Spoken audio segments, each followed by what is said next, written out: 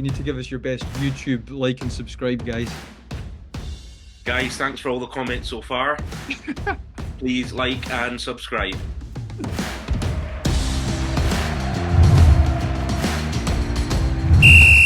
Welcome back, everyone, to the Salt and Sauce podcast, episode 2.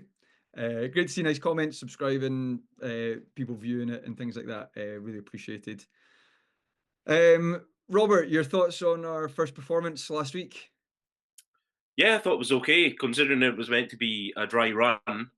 I thought it actually turned out quite well. So no, I'm very happy with it, and the feedback from close family's been good. And I think in football terms, we kept it tight at the back last week rather, and we're looking to play more expansive football as the weeks go on. That's it, exactly. We were very Derek McInnes last week, and we'll become Postecoglou in a few weeks. Yeah, yeah. Speaking of which, games last week, I'm happy to kick off this time. Speaking of Derek McInnes, obviously Hearts Kilmarnock at the weekend there. I was at the game. We won 3-2. Obviously, it was a funny game. I've definitely seen us play better over the last few months since Critchley came in. That said, I still think we deserve to win, I would say. But we had lots of chances, but it was more like, the ball flashing across the goal. We had a shot cleared with early on with a diving header from the defender. We hit the post as well. We had a goal ruled out that I know all the lines are drawn, but I'm not sure it was definitely offside. But that would have put us 2-0 up in the first half, which would have been great. But obviously we just need points at the minute, and encouraging to see us score a few goals. Elton Kabangu getting another goal up front. George Grant scored. He must have been watching the podcast last week. And actually, what's even worse is the goal he scored. It actually required a bit of bottle to get to it. He was on the An absolute that was like a Hibs style goal to concede. yes, Like it a was. goal from nowhere, and just the keeper obviously just drops it. I was just going to ask if you saw it, and it was the ball's looping in the air. It's actually the sort of thing I thought he's definitely going to give a foul on the keeper, even though he doesn't touch him. It's never a foul in a million years. Yeah. I was kind of expecting it because you know what it's like nowadays. But anyway, good on him. Glad he got a goal. So your apology? No, absolutely not. No, if anything, I'm doubling down. Why doesn't he do You're it? sticking by it, Yeah, of course. He's got 5 months left in his contract now. No wonder he's trying hard. If right? anything, Okay. if anything, I'm doubling down. Harsh. But yeah, that put us 3-1 up at that point. And then they brought it back to 3-2, which frustrates me. Obviously, I'm glad we still won, but I would have liked to have just seen it out at 3-1 at that point. Couple of injuries. I think Penrice picked up a knock, which was a huge loss for us. He might be out for a couple of weeks. And Halkett with another injury. Halkett's a great defender, but he just can't be relied on anymore. He's getting injured all the time. But listen, 3 points and climbs us up the table a bit, gets us a bit closer to the top half, and who knows from there. Absolutely. Yeah, and if we go back to kind of the preview video from last week, I was saying, McInnes perhaps has Hearts' number. It's, he's got a good record, not only against Hearts, but against Hibs as well, in terms of getting draws and wins and just making it a horrible game. So, fair play. I think if you get 3 points against any Derek McInnes side, then it's a good result, because some of the football and the tactics can be horrible, and it's just about going right. 3 points, move on to the next game. So Kilmarnock before the weekend there had lost 1 in 10 at Tynecastle. I mean, like, Tynecastle's got this reputation for being a fortress, and it does in some ways. But Kilmarnock to have only lost 1 in 10 there is incredible. What a record that is. So no, it's done. 3 points on the board, and happy with that. Yeah. But we spoke about horrible experiences at Dingle. I also warned you about late equalisers. Yeah, I know. Spoke about penalties. Robert, talk us through the Hibs game. Oh, do you have to? It was every bit as bad as I thought it'd be. The pitch was a disgrace. The game was awful. Like I said, I wouldn't be in a bad mood, or like I wouldn't be devastated if we left there with a point. But then you made the point, it depends how that point comes about. And to lose a goal again in the 86th minute or whenever it was, a goal out of nothing. They hadn't been in our box at all. It felt like a defeat. So I was in a terrible mood, and to be honest, I still am. It just the amount of points we have dropped from winning positions, we've just not got that. Even though we've been on a very good run, we've still not got that nailed down. Now, there was a lot of chat in the various group chats and things about, was it a penalty?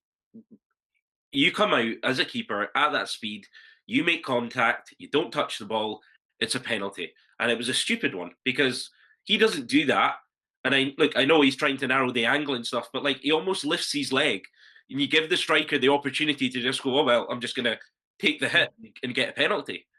yeah. So I was really annoyed. Actually, I was really, really annoyed. Probably the neighbours heard me when that happened, because it was just so frustrating, because you're thinking, right, 1-0, we get the points. As I said before, we don't usually do well up there, but to lose a goal, and it's not like it's a wonder goal out of nothing, where you're just like, Mm. okay, hands up, nothing we could have kind of done to prevent that. But Like the Brecon goal we spoke about, where it's just a screamer. yeah, exactly. It's a screamer. You can't do anything about it. But all our own doing again and again, whether it was a penalty or not, we kind of played into their hands. We're 1-0 up. We stop passing the ball. Like, they're things that are in our control. If we keep the ball, they don't come near us. And I know that's easier said than done. And obviously, it doesn't work like that in any game. The team that's going for the equaliser always kind of puts pressure on. Yeah. But I just thought we dealt with everything they kind of offered, which is very little, to be honest, at the back. And then we just gift them that equaliser. Like, they should never have got anything from that game. I saw the highlights, and obviously, I mean, the first penalty was a total joke. The one on Cadden, the handball, that was an absolute nonsense for me. It's never a penalty in a million years. Obviously, it didn't affect the result in terms of Yeah. 'cause it was saved. I do you think did Hibs? I know you said they weren't really in your box much. Did Hibs deserve to win? Oh, we deserve to win. Yeah, no, Yeah, we absolutely did. And that's trying to even take the green glasses off. yeah, yeah, yeah. Like, we did.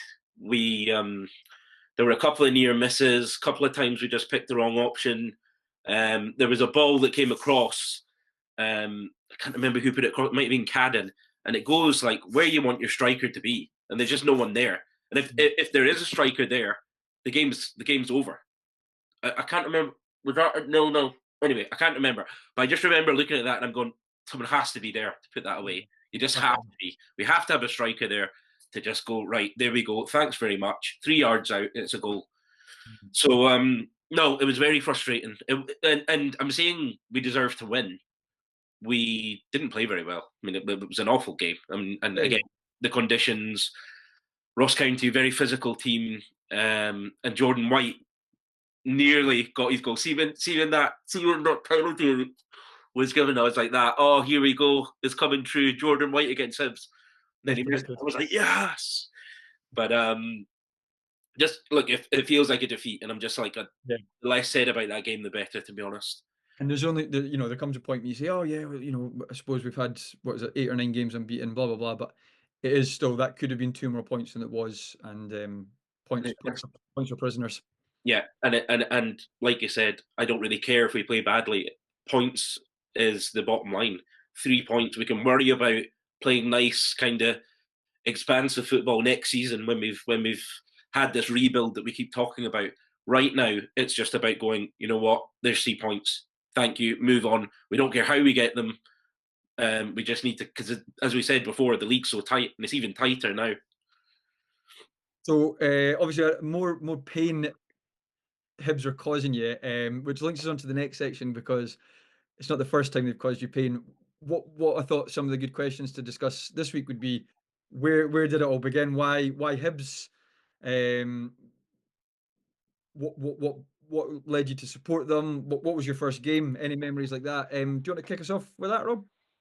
Yeah, so I've been a season ticket holder now for 28 years, Mhm. and I blame my dad for that. So my very first game was I think it was Motherwell, and it was a 1-1 draw in the Jim Duffy era. So that was kind of the start of the pain. Um, but as I said before, it'd be boring supporting Celtic, Rangers, Mm. and you're expected to win trophies. Because I just don't think, and having a lot of Rangers and Celtic mates, they just don't appreciate it. Yeah. It's like, whereas like when Hibs do it or when Hearts do it, Yeah. it just means more. It It's like means more. it's like for those two teams, there's only 4 games that matter in a season. The derbies and or a few cup games and European games, but you can count them on both hands. The games that matter, Yeah, I think. But for Hearts and Hibs, they're all big games. Kilmarnock at home there, that's a big game for us. It yeah, was a huge 3 points. Ross yeah, County away, that's a big game, especially if you do hold out yeah. at the end. Absolutely, absolutely. So that was kind of the start of it, and then we go down that season under Jim Duffy. Right? McLeish takes over, I think, and then we have that great season with Latipi and Sozi, and that just really got me hooked because I was like, we've actually got some good players here. Yeah. And then we go up the next again season. I think we finished third, got the Scottish Cup final, and that was me. I was hooked. Mm. So yeah, that's how I kind of that was my first game as Motherwell. I want to say Kevin Harper scored. Oh yeah, Kevin Harper. Yeah. I think Kevin Harper scored. He was a good player. But yeah, we end up going down. But that's kind of my Hibs story. What about Uh, yourself? no, brilliant. I obviously I remember that season with Hibs going down. That was it 97, I think it was. 96, 97 you went down. Yeah, that's Yeah, right. Yeah. Um, anyway, yeah, so for me, first game, fun enough, also Motherwell. But prior to that, I guess decades before that, my granddad was from well, just outside Newcastle, down in Durham, and he moved up to Edinburgh after he met my gran, and I actually don't know why he picked Hearts. That's that's how it got into our family. Um, and obviously, Robert, you know my dad. My dad is Mr. Hearts. He is for centuries been a season ticket holder. And so there was no choice. What I do like though about supporting Hearts for me is that geographically they are the closest club to where I grew up, which is which I like that because again it's another problem in Scottish football is fans of particular teams who live hundreds of miles away. Um, and again, if it's a family thing, fair enough. But I would just love it if people supported their local team more. So it's nice that my one was my local team as well, strictly speaking. But yeah, first game was Motherwell. Happy to say it was a 2-0 victory. Um, score. well, I'll come to that. So it was 1995. So I would have been 6 at that point because it was the last game of the 94-95 season. Because remember, I'm later in the year than you You're for. November, yeah, yeah. So the manager was Tommy McLean, who wasn't great for us. And actually, I didn't know so much about the game until I looked it up because we were chatting about it today. In my memory, we won 2-0 and John Colquhoun and John Robertson scored. But actually, it was Brian Hamilton and John Robertson who scored. Right. Uh, Robbo with a penalty in the last minute just to seal the points. What was interesting, I didn't realise it was actually the very last game of the season. I went with my granddad, and we needed a point to avoid the playoffs. Similar to what we've got now, second bottom would be in a playoff back in the day. But it was a tight league because we won that. We ended up finishing, I think, sixth, despite just trying to avoid the playoffs there in the last minute. I think Aberdeen ended up in the playoffs and Dundee United went down. Um, so I absolutely brilliant, big victory. I don't remember it being the last game of the season, but obviously it was. And Yeah. then things picked up from there. We then got Jeffries in later on. Folk like Colin Cameron came along, Stefan Adam. That's the team that went and won the cup in '98. But the most exciting thing from my first game that I remember was I nearly caught the ball. Now I was 6, so I probably would have missed it. It would have scudded me in the face. But it was about 2 seats along from me. And I don't know about you, Robert, how many football games you've been to. You never catch the ball at a game. I've Never. never had it even close to me ever since.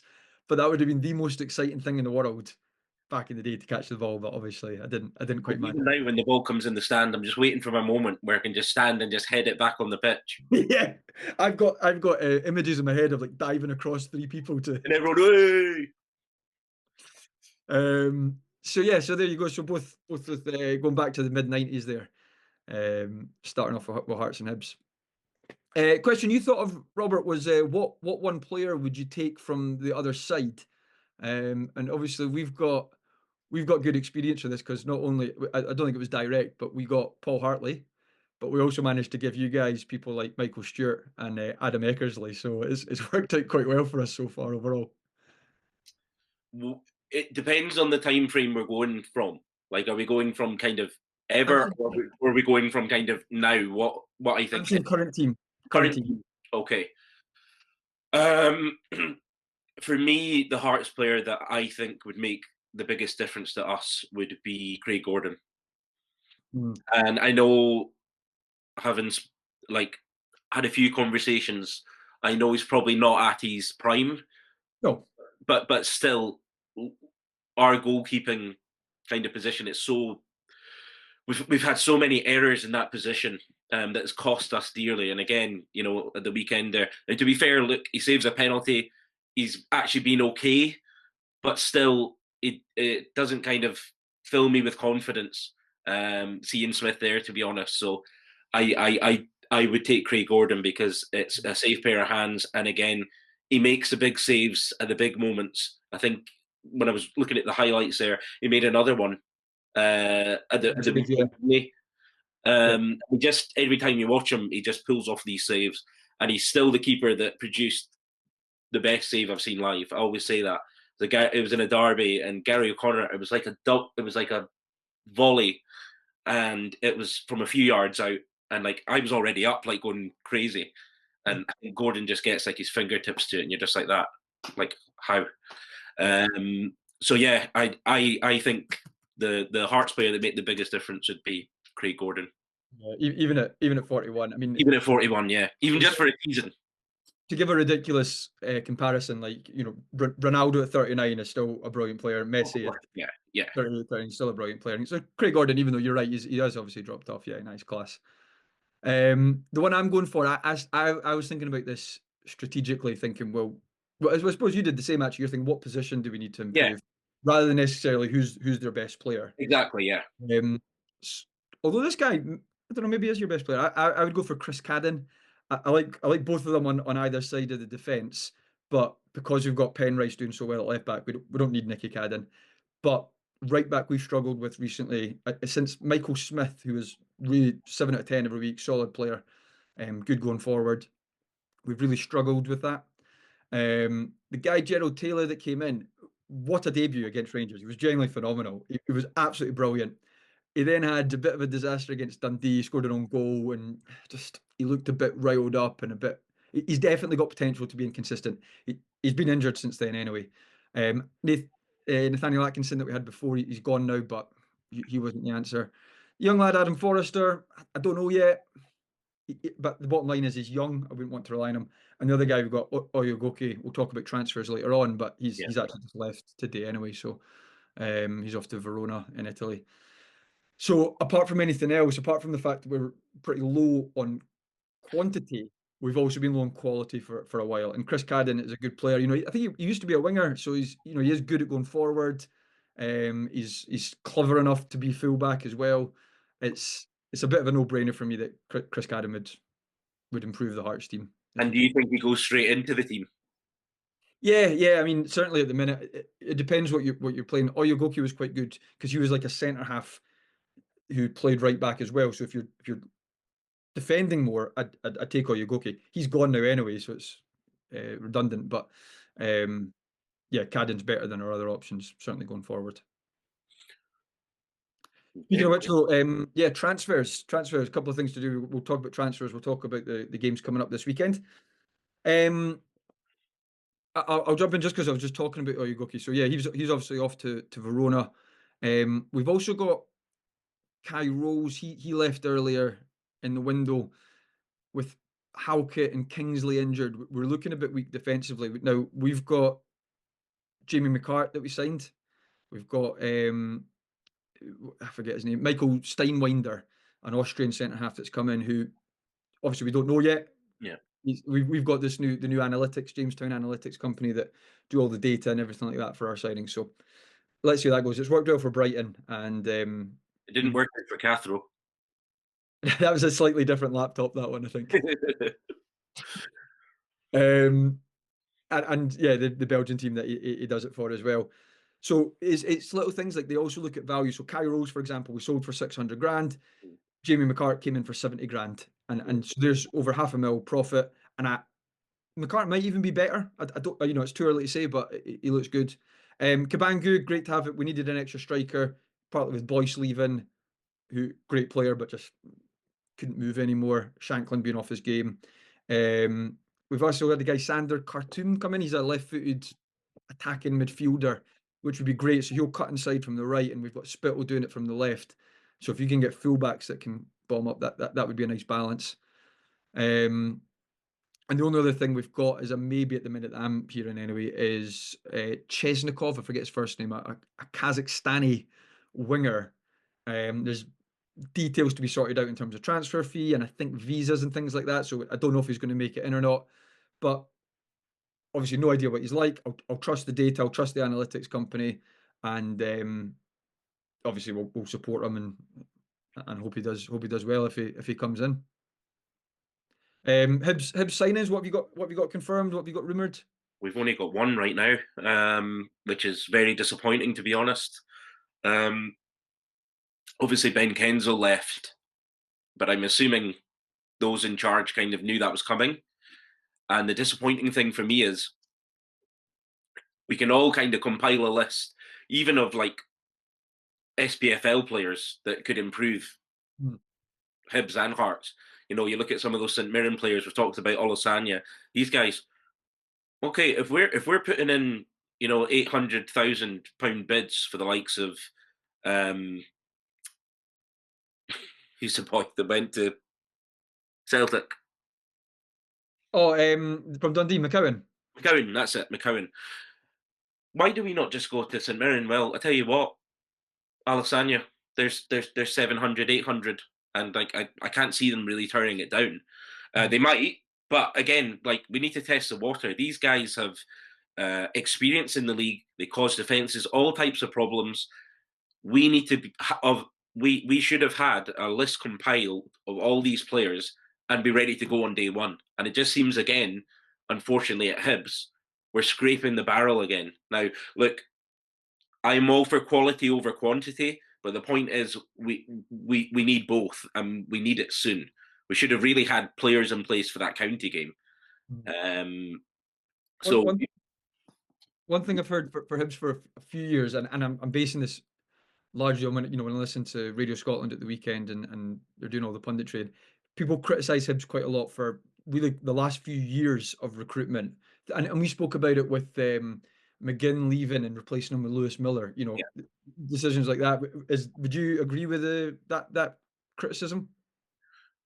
yeah. I mean, look, the I always say the proof is in the pudding. The players that we have brought in have not been good enough. They might have come with good reputations or look good on YouTube, whatever. Um, in the end, you need to sign players that are ready to hit the ground running. And we've signed too many projects. We've signed too many players that aren't suited to the league, physically, mentally, whatever you want. Because it's a very kind of it's a difficult league. You need to really have the right tools to be a success in it. And I just don't think that Hibs have completed their homework properly. Now we've signed a boy there, and I'm pleased it's not on loan. It's a permanent signing, and again, Gambian international, Alassane Mena. And look, apparently they were reluctant to let him go. He's 26. Um, let's see how he copes with the demands. As I said, if he goes in on Saturday, he's going to be up against Graham Shinney, and he's going to get an introduction there to Scottish football. So we'll see. I'm not getting on a kind of hype train because we don't know unless you're signing kind of players that have played in the league and we've been able to see them. You just don't know how they're going to cope. So we'll see. But we've signed one, and I would say we need at least another three before deadline day. And so you'd like to see that. Do you think you'll get any in? Probably not. I think we'll get possibly another one in the door. Hmm. Um, but I'm looking at our squad, and I still don't see a team that's good enough to challenge for third. We can review the transfer window next week and see what you think, because could be a bit of last minute. We'll lend you Cathro's laptop if you need it. We might not need that, but as I said, we need to be, and it's a real opportunity. We're on a really good run. I Yeah, think Gray has, he's performed miracles with that squad. Really, to be honest, I know he had that terrible run, but since then, the run we've been on. But now is the time that we need to push on. We need to start creating a gap, and I'm sure you'll think Hearts are the same. Hibs need to start creating a gap now between the teams below and cementing top six. But not only that, going for those European places. And I think, if Hibs were to get, say, fourth, for example, this season, I think most would view that as a decent return. Uh, definitely. I mean, to go back to it, I suspect you would have probably taken that at the start of the season, given what you thought the squad, but you certainly would have taken it after 10 games. yeah, yeah, absolutely. And as I said, we've a real chance now. And I know perhaps the board are sitting on their hands a bit, waiting for the summer rebuild. I think there's like 14 players out of contract. We've moved some on. There's some still on big wages. They're doing nothing. Um, but we could be kind of challenging now. The league is so competitive, as we said. We need to keep ourselves kind of in touch with those third, fourth places for Europe. Sure, sure. You mentioned the game at the weekend. That'll be our final part. We'll talk about. Do you want to give us what's your thoughts looking ahead to the weekend? So looking ahead, obviously Aberdeen are on a run. I think it's actually worse than the one that we had the first few games of the season. It's a shocking, really, that Hibs we can just about draw level. I've not got the league table, but I know it's tight. I think it's Um, 4 points. the 4 points that so we could put real pressure on them. But in the same breath, you look at the league and we lose, for example, and the teams below us win, we could find ourselves dragged back into the relegation battle. Mm. Not relegation, but the playoff. Um, it's really that tight. So we need to win on Saturday. A draw's no good. We need to rub salt into the wounds of Aberdeen and just try and put 5-6 past them, like we did on Goodwin's last game, and show no mercy. We need to win ourselves, for obviously the reasons I've outlined. So will we? Just looking at the league table just now, you're 5 points behind Aberdeen, but Is it you're tight? you're level in points with St Mirren, so obviously they could overtake you. Yeah. Um, Hearts and Dundee, they're 3 points behind you, so either one of them could overtake you. Obviously, they can't both because we're playing Dundee. But let's say we won, we would then be above you, depending on goal Goal difference. difference depending. Well, yeah, probably though, because there's a 3 goal difference. Yeah, And yeah, you're assuming that. But anyhow, yeah, so that would be St Mirren Hearts if St Mirren draw. And actually Dundee would be 3 points behind you, but they'd have a game in hand. So it is potentially three places, as you say, depending on results. absolutely. So you don't know. You don't. I never quite know what we're going to get with Hibs. Um, there's been an improvement, yes, but we've still got a leaky defence. Mm. The goalkeeper doesn't fill me with confidence. We're still not stopping crosses. That's how that penalty came about. Obita doesn't stop the cross. He just kind of lets the cross come in, and that's how that came about as well. As well as not keeping the ball and inviting pressure. So all those things kind of accumulated in that Ross County that we've not got that out of our systems at all. And we're still not ruthless enough in front of goal.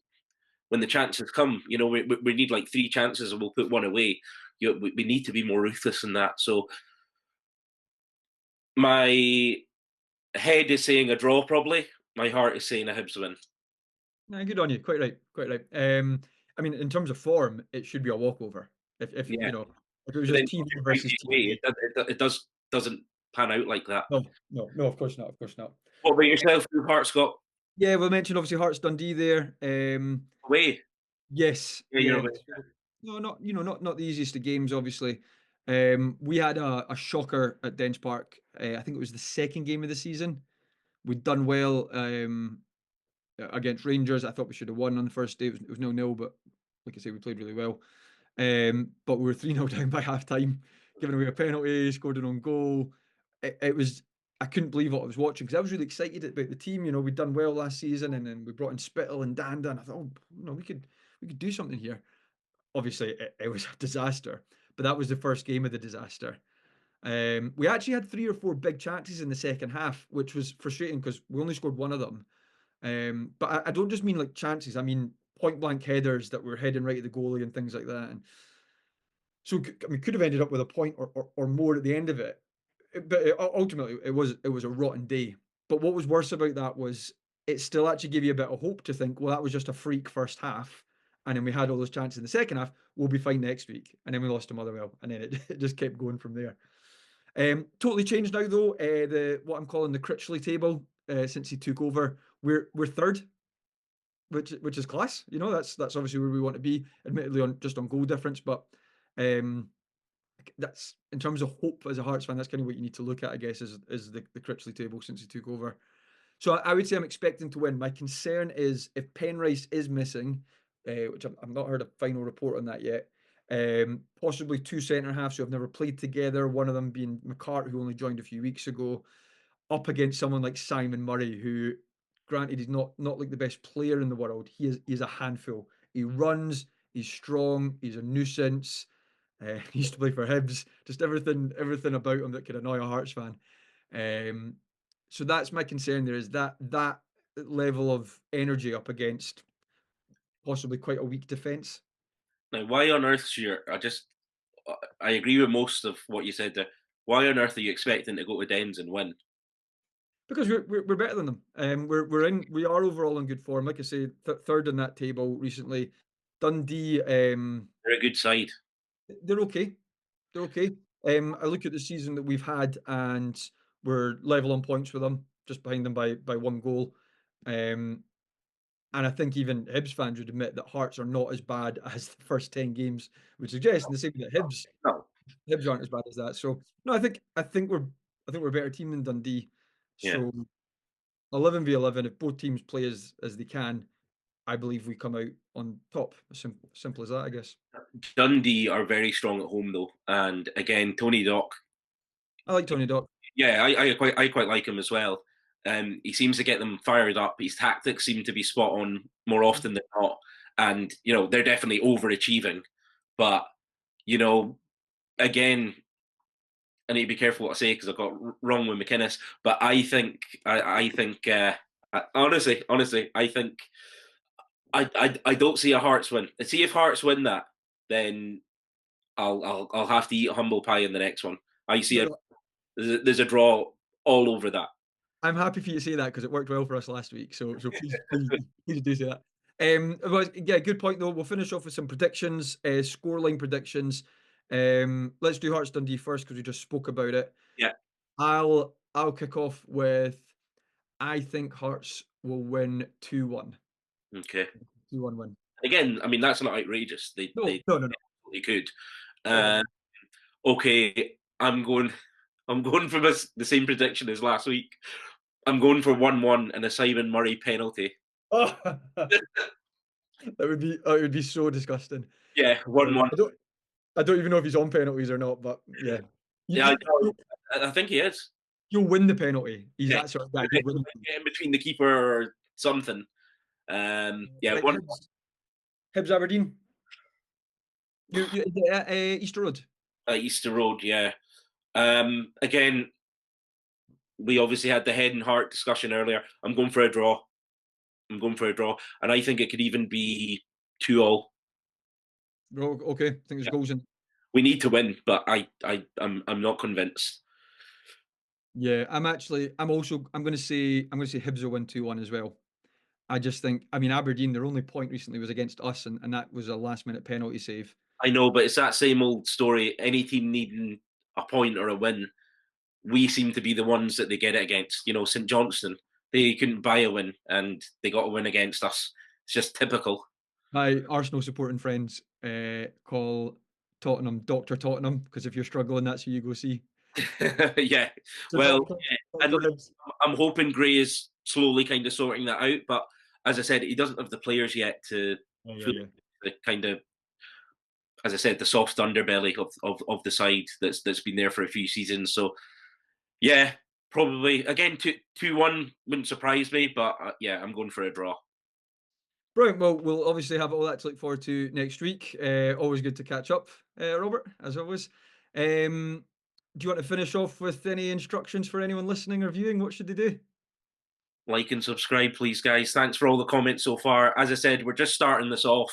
We're really just trying to engage with Edinburgh football, Hibs, Hearts, and just try and see is there an appetite for kind of engagement as well. We'll be getting some guest speakers on in the coming weeks, some which will provide some good comedy value. Also, if you've any questions that you'd like us to chat about or anything at all that you want to get in touch with, there's the comments on Spotify, comments on YouTube or anything like that. So Twitter as well. where else? Twitter. Oh yes, Twitter, of course, absolutely. That's at Salt and Sauce Pod. So yeah, give us a shout on there. Robert, great to see you, and we'll catch up again next week. See you next week.